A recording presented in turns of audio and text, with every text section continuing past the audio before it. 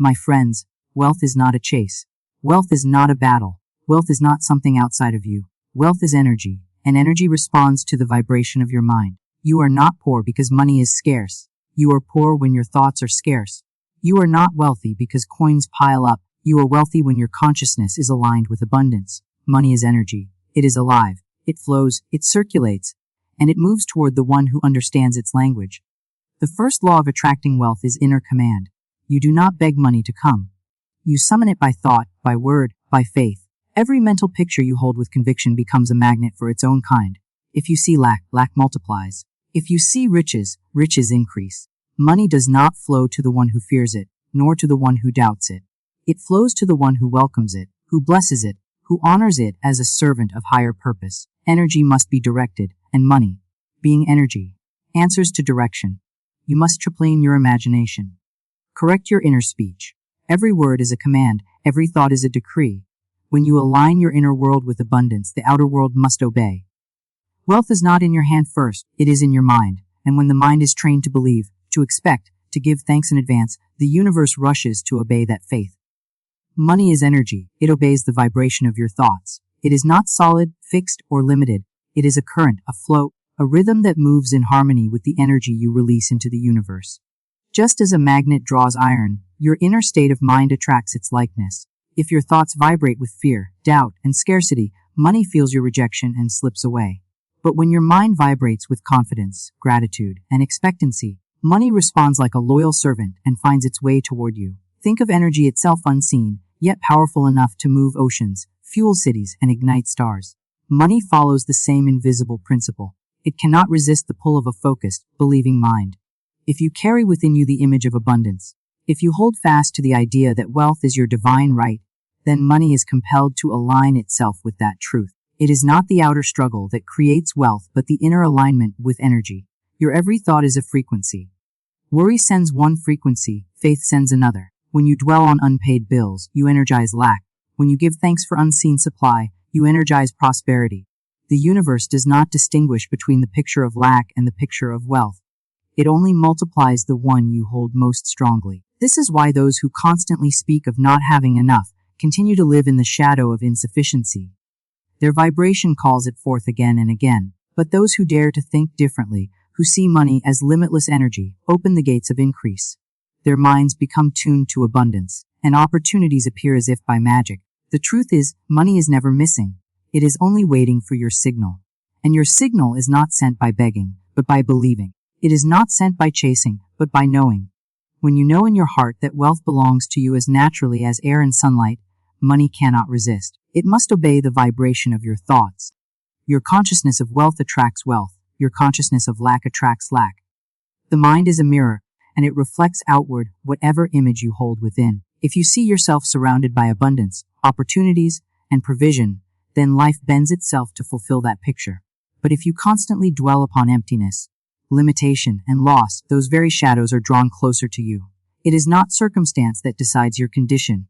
It is the vibration of your inner state. When a person carries a consciousness of wealth, they radiate a certainty that cannot be hidden. Their steps are confident, their words are calm, their actions are decisive. They do not worry about where the next supply will come from, because they know supply is endless and cannot be withheld. This calm assurance becomes magnetic, drawing resources, people, and events to match that vibration. Even doors that seemed closed begin to open, because consciousness is the key that fits every lock. But when a person clings to the consciousness of lack, everything they do carries the scent of fear and doubt. They hesitate to take opportunities, they speak words of defeat, and they imagine failure before success can even appear. The universe hears that vibration and answers faithfully, not as punishment, but as a perfect reflection. If the inner voice cries, "There is not enough," then the outer world must echo, "Here is less." Energy cannot contradict itself. It must reproduce the seed planted in thought. To live in wealth consciousness is not about the amount of money presently in hand. One can have little and yet carry the spirit of abundance, and soon that abundance will materialize. One can have much and yet hold tightly to the fear of losing it, and soon that fear will erode the wealth they possess. The substance is always the same. Consciousness creates conditions. When you walk in the vibration of wealth, you expect good to come, you bless the money you have, and you give thanks for the money unseen but already on its way. Gratitude becomes the language of your soul, and wealth responds to gratitude like a flame responds to air. It expands. When you live in the vibration of lack, you curse your circumstances, resent the little you have, and shut the doors of increase with your very complaints.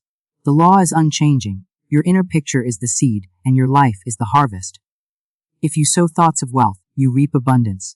If you sow thoughts of lack, you reap limitation. The soil of the universe does not question the seed. It only multiplies what you plant. Do not beg for money. Summon it through thought, word, and faith. Begging implies weakness, separation, and doubt. It is the language of someone who believes money is far away, controlled by forces outside their command. But the truth is, money is not a master to plead with, it is a servant to direct. Energy does not answer to desperation, it answers to certainty. When you beg, you confess to the universe that you are powerless. When you summon, you declare your dominion, and energy bows to that authority. Thought is the first call. Every image you hold in the sanctuary of your mind sends a command into the unseen. If you imagine wealth flowing to you with ease, that mental picture begins to take form. If you picture struggle, debt, or loss, that too is shaped into reality. The universe is impartial. It creates according to the blueprint of your imagination. This is why your thought must be disciplined, precise, and unwavering. Word is the second call. Words are not idle sounds. They are forces clothed in vibration. When you speak lack, you breathe life into it. When you declare abundance, you release the power that compels it to appear. To say, I never have enough, is to write a decree that life fulfills with exactness. To say, money flows freely and constantly to me, is to carve a path for prosperity to arrive. Words are creative commands, and the universe never ignores them. Faith is the final call, the seal upon the unseen. Faith is not mere wishing, it is inner knowing. It is the steady conviction that what you have spoken and thought is already done in the invisible realm. Faith does not ask, will it come? Faith says, it is mine now, and it must appear. Just as a seed sown in the earth is believed to grow before the sprout is seen, faith accepts the unseen supply as surely as if it were already in hand. To beg is to deny your inheritance, to summon is to claim it. When you summon through thought, word, and faith, money becomes obedient, opportunities present themselves, and the channels of supply open wide. The act is not forceful but natural, for you are aligning yourself with a universal law. You are not trying to convince the universe. It is already willing.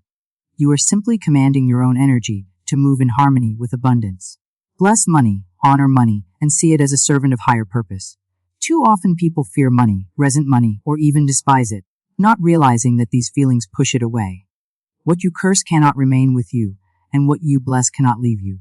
When you bless money, you surround it with a vibration of gratitude, and gratitude multiplies everything it touches. Even the smallest coin, when blessed, carries the seed of increase. To honor money is to respect its role, to treat it not as a tyrant, but as a loyal helper on your path. Money is not evil, nor is it holy. It is neutral energy that takes the character of the hand that holds it. In the hand of fear, it becomes a tool of loss and greed. In the hand of wisdom, it becomes a channel of freedom, comfort, and service. This is why money must not be seen as a master to enslave you, but as a servant to obey your command. The moment you shift your view from dependence to direction, money becomes lighter, more fluid, and easier to attract. When you honor money, you take care of it without worshiping it. You circulate it wisely, knowing that circulation is the heartbeat of prosperity. You spend it with joy rather than fear, for fear shrinks the flow, but joy expands it. You give generously, knowing that what you release in blessing must return multiplied. Each time you pay a bill or share your resources, you can silently affirm, this money goes forth in love and returns to me in abundance. Such an attitude transforms every transaction into an act of spiritual alignment. To see money as a servant of higher purpose is to place it under the rule of your vision, not your vanity. Money is meant to support the unfolding of your destiny, not to distract you from it. When money is tied to purpose, it becomes a stream that never runs dry, because purpose is infinite. If your desire is only to hoard or flaunt it, money will slip away, for it cannot serve selfish fear for long.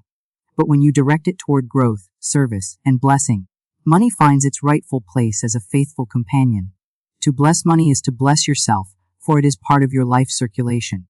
To honor money is to honor the energy of abundance. To see it as a servant of higher purpose is to free yourself from bondage to it and instead rise as its rightful master. Discipline your imagination and correct your inner speech. Words are decrees. The imagination is the workshop of creation, and the words you speak are the commands that shape reality. Every picture you hold in your mind carries a vibration, and every word you release is a seed planted in the fertile soil of the universe.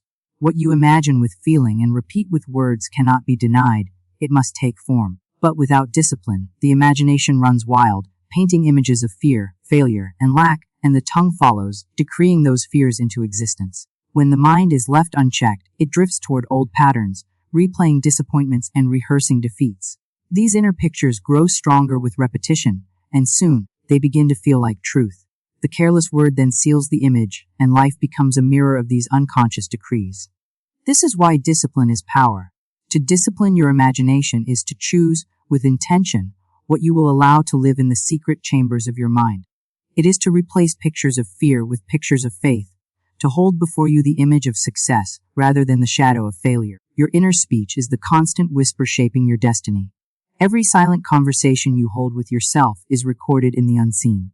If you tell yourself, I am always struggling, you carve a path for struggle. If you affirm, I live in ease and abundance, you open the way for prosperity to flow. Words are not casual, they are laws spoken into motion. I can't is to issue a decree of limitation. To say, I can and I will, is to set in motion the forces of accomplishment. Discipline requires awareness. You must catch the wandering thought and redirect it. Catch the careless word and transform it. This is not repression, but redirection. Just as a gardener prunes the wild growth so the plant can flourish, you prune your imagination and inner speech so that your life may bear good fruit. With practice, your mind becomes steady, your inner voice becomes aligned with truth, and your words carry the weight of authority. The universe responds not to your wishful thinking, but to your disciplined imagination and spoken decree. Each time you choose to imagine abundance, you are training energy to obey. Each time you speak faith, you are giving a command that cannot return void. Over time, this discipline becomes second nature, and your imagination paints only pictures of good, while your words declare only increase. In this way, your mind becomes the throne of authority, and your speech the scepter that shapes your destiny. Wealth appears in the mind before it appears in the hand. Nothing you hold today came into being without first being a thought, an image, or a belief in someone's consciousness. Every invention, every building, every fortune began as an invisible picture within the mind. The unseen always precedes the seen. The outer world is a shadow cast by the inner world, and money is no exception. To wait for wealth to show itself in your hand before believing in it is to reverse the order of creation. Belief comes first, manifestation follows. When the mind is filled with lack, no amount of outer striving can bring lasting abundance, because the inner picture sabotages every effort. A man who thinks poor will spend like the poor, speak like the poor, and act like the poor, even if wealth touches his hand for a moment. It slips away, because the consciousness that sustains it is absent. But a man who holds the consciousness of wealth will draw it again and again, no matter how many times it leaves, for his inner state is the true magnet. Your imagination is the treasury where fortune is stored before it appears in form.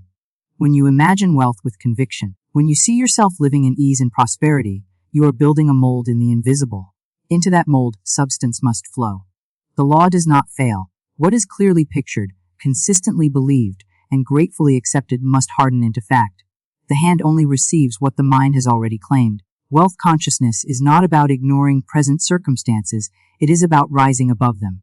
You may look at an empty wallet and still declare, I live in abundance, because you understand that the emptiness is temporary but the consciousness is eternal.